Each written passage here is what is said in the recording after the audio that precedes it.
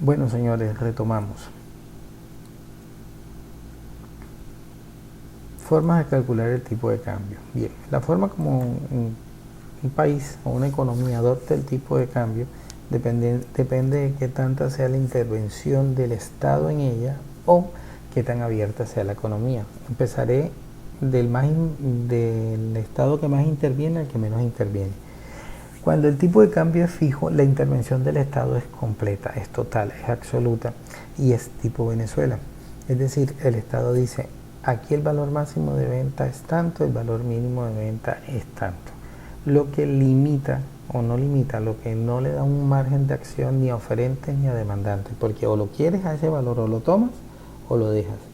¿Y eso qué hace? Necesariamente fomenta el mercado negro. Es decir, que se hagan transacciones fuera de la mesa o por debajo de la mesa y con ello se aumente el riesgo para el inversionista extranjero. Toda operación que se haga en un mercado no regulado como los mercados negros, obviamente pues serán operaciones muy riesgosas. En este caso, la dinámica del mercado la impone el Estado y no obedece a leyes ni oferta ni demanda.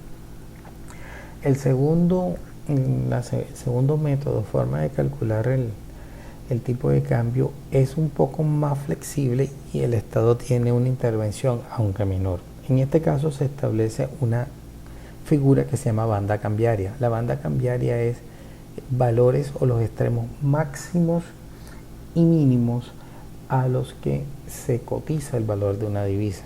Entonces, por ejemplo, el Estado dice lo mínimo que se va a comprar o a vender es a 3.000, lo máximo que se va a comprar o a vender es a 3.500.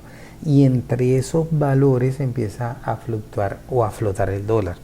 Sin embargo, cuando el precio de la divisa se pega mucho al techo, es decir, el extremo superior, o sea que se encarece, la única forma que tiene el Estado para nivelar la situación es inundando el mercado por medio de una operación que se llama operaciones de mercado abierto. Y en este caso, para bajar el precio, lo que hace es que suelta bastantes dólares a la economía, con eso aumenta el nivel el número, la cantidad de productos circulando en el mercado, en este caso divisas, y obviamente si hay más pescado, el valor del pescado baja.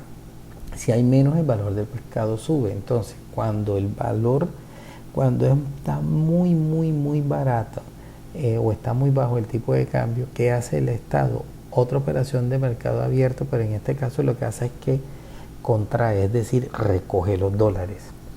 Y con eso pues se sostiene, se nivela la situación, perdón. Esa segunda parte o segunda forma de trabajo que se llama semifijo o de banda cambiaria lo tuvo el país hasta mediados de los 90, 93, 94, por ahí tuvimos ese.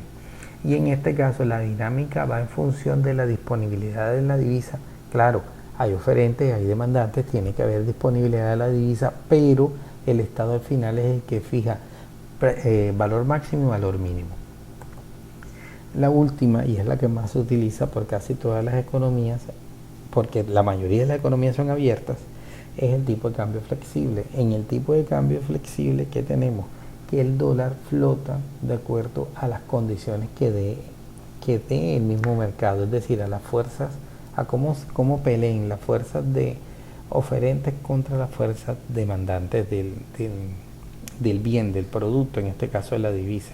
Y es muy probable que la divisa suba mucho o es muy probable que la divisa baje, pero el Estado ahí se caracteriza porque el Estado no interviene.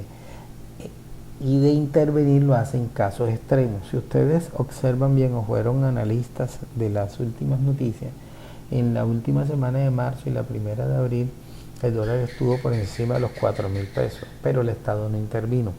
¿Y por qué el Estado no interviene? Porque el mismo mercado va presionando a que la misma forma de cálculo va presionando a que el precio subió, pero en algún momento tiene que bajar. ¿Por qué? Porque aquí la dinámica del mercado va en función de la disponibilidad de la divisa, es decir, de la cantidad de circulante que haya en el momento, no de lo que diga el Estado. Y por esto se considera una de economía. Este es un modelo muy utilizado en economías abiertas.